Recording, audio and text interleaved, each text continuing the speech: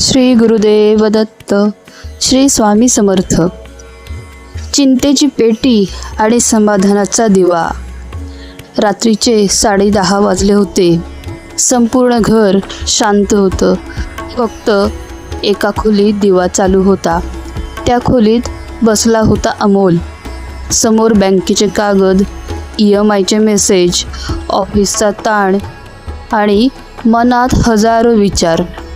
त्याच्या हातात स्वामींची छोटी मूर्ती होती, पण डोळ्यात श्रद्धेपेक्षा चिंता जास्त होती. तो हळू आवाजात म्हणाला, स्वामी, किती काळ असं चालणार? कधी संपणार ही धावपळ? मी इतका नाव घेतो तरी मनाला शांतता का नाही मिळत?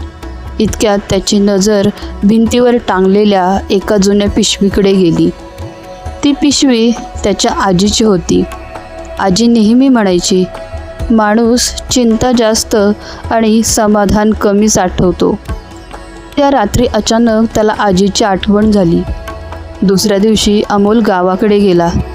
आजीचं जुनं घर अनेक वर्षांनी उघडलं गेलं. घरात धूळ साठली होती. शांतता होती, पण त्या शांततेतही काहीतरी जिवंत वाटत होतं. तो घर साफ करत असताना त्याला एक लाकडी पेटी दिसली. पेटीवर लिहिलं होतं, ज्याला चिंता सोडायची आहे त्याने ही पेटी उघडावी. अमोल थोडा हसला. आजी पण ना. त्याने पेटी उघडली. आत फक्त 2 गोष्टी होत्या. एक छोटी स्वामींची प्रतिमा आणि एक कागद. त्या कागदावर लिहिलं होतं, तू चिंता करत बसतोस, पण स्वामी उपाय करत बसलेले असतात. अमोल काही क्षण शांत झाला. खाली अजून एक ओळ होती, ज्याच्याकडे समाधान आहे तो गरीब असूनही श्रीमंत असतो. त्या क्षणी त्याला जाणवलं, तो गेली अनेक वर्षे फक्त काय नाही याचाच विचार करत होता. काय आहे हे त्यानं कधी पाहिलंच नव्हतं. त्या रात्री अमोल गावातच थांबला. वीज नव्हती, मोबाईलला नेटवर्क नव्हतं. पहिल्यांदाच अनेक वर्षांनी त्याच्या आयुष्यात शांतता होती. तो अंगणात बसला होता. आकाशात चंद्र होता आणि मनात विचार. तेवढ्यात गावातील एक वृद्ध माणूस तिथे आला. तो स्वामींचा भक्त होता. त्याने अमोलला विचारलं, काय रे, एवढा उदास का? अमोल म्हणाला, सगळं असूनही मन शांत नाही. वृद्ध हसले. ते म्हणाले, कारण सुख शोधतोयस, समाधान नाही. अमोल गोंधळला. वृद्ध पुढे म्हणाले, सुख हे परिस्थितीवर अवलंबून असतं, पण समाधान हे मनावर अवलंबून असतं.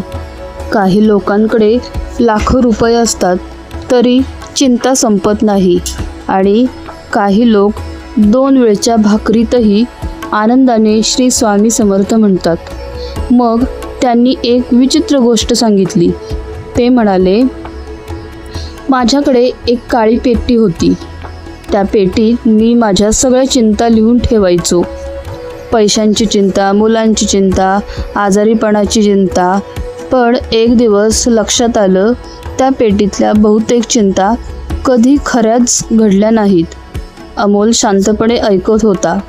वृद्ध म्हणाले, माणूस वास्तवापेक्षा कल्पनांनी जास्त त्रासून जातो, आणि म्हणून स्वामी म्हणतात, आजचा दिवस जग, उद्याची चिंता मला दे.